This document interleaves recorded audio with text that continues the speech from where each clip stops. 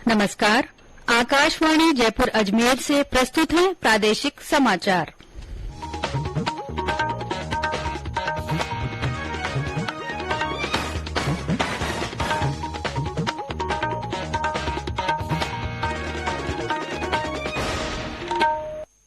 समाचारों के साथ मैं अल्पना राठौड़। प्रधानमंत्री नरेंद्र मोदी ने आज बेंगलुरु में इसरो के कमांड सेंटर में वैज्ञानिकों को संबोधित करते हुए हर साल 23 अगस्त को राष्ट्रीय अंतरिक्ष दिवस के रूप में मनाए जाने की घोषणा की है।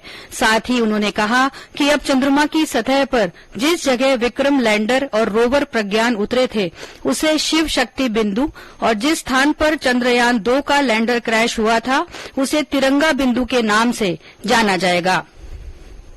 उन्होंने माय जीओवी पोर्टल के माध्यम से चंद्रयान 3 के बारे में राष्ट्रीय क्विज कार्यक्रम की भी घोषणा की। प्रधानमंत्री ने केंद्र, राज्य सरकारों और विश्वविद्यालयों को सुशासन और समस्याओं के समाधान से संबंधित विषयों पर राष्ट्रीय हैकाथॉन आयोजित करने का सुझाव दिया। प्रधानमंत्री ने कहा कि चंद्रयान 3 की सफलता भारतीय तिरंगे के चंद्रमा पर पहुंचने का ऐतिहासिक अवसर है। यह भारत के इतिहास में एक महत्वपूर्ण घटना है जो हमारे युवाओं में गौरव की भावना पैदा करेगी और उन्हें अपना जीवन विज्ञान और प्रौद्योगिकी के क्षेत्र में समर्पित करने की प्रेरणा देगी। उन्होंने कहा कि इसरो आज अंतरिक्ष के क्षेत्र में काम करने वाले देशों की पहली पंक्ति में खड़ा है। श्री मोदी ने वैज्ञानिकों के कठिन परिश्रम, समर्पण, उत्साह और दृढ़ता को सलाम किया। उन्होंने कहा कि इसरो वैज्ञानिकों ने अंतरिक्ष में शंखनाद कर भारत को चांद पर पहुंचाया है। केंद्रीय गृह और सहकारिता मंत्री अमित शाह आज नवगठित जिले गंगापुर सिटी के दौरे पर रहेंगे। श्री शाह गंगापुर सिटी के पास थड़ी का मैदान में इफ्को की ओर से आयोजित सहकार और किसान सम्मेलन को संबोधित करेंगे। लोकसभा अध्यक्ष ओम बिरला विशिष्ट अतिथि होंगे। इफ्को के प्रबंध निदेशक ने बताया कि कार्यक्रम में किसानों के हितों, सुरक्षित पर्यावरण, सुरक्षा और टिकाऊ खेती करने में इफ्को नैनो उर्वरकों की उपयोगिता पर चर्चा की जाएगी। उन्होंने बताया कि किसान सम्मेलन में गंगापुर सिटी सहित आसपास के जिलों के किसान भी शामिल होंगे।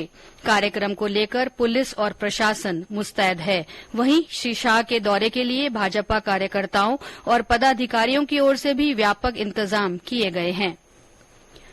केंद्रीय सड़क परिवहन और राजमार्ग मंत्री नितिन गडकरी ने विश्वास व्यक्त किया है कि इस साल के समाप्त होने से पहले ही सड़कों की संचालन लागत वर्तमान 40% से घटकर 9% हो जाएगी और निर्यात क्षेत्र के लिए अंतर्राष्ट्रीय बाजार में भारत अधिक प्रतिस्पर्धी होगा। श्री गडकरी आज नई दिल्ली में मीडिया हाउस की ओर से आयोजित कार्यक्रम को संबोधित कर रहे थे।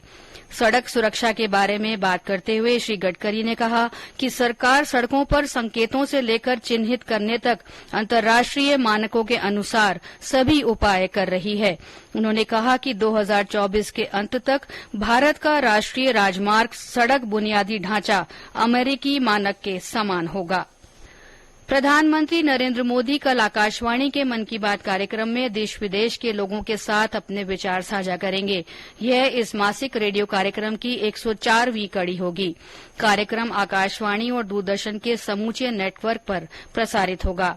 इस कार्यक्रम का सीधा प्रसारण आकाशवाणी, दूरदर्शन समाचार, प्रधानमंत्री कार्यालय तथा सूचना और प्रसारण मंत्रालय के YouTube चैनलों पर भी किया जाएगा। हनुमानगढ़ के रामपुरा गांव के शहीद मेजर विकास भांभू की प्रतिमा का अनावरण कल किया जाएगा।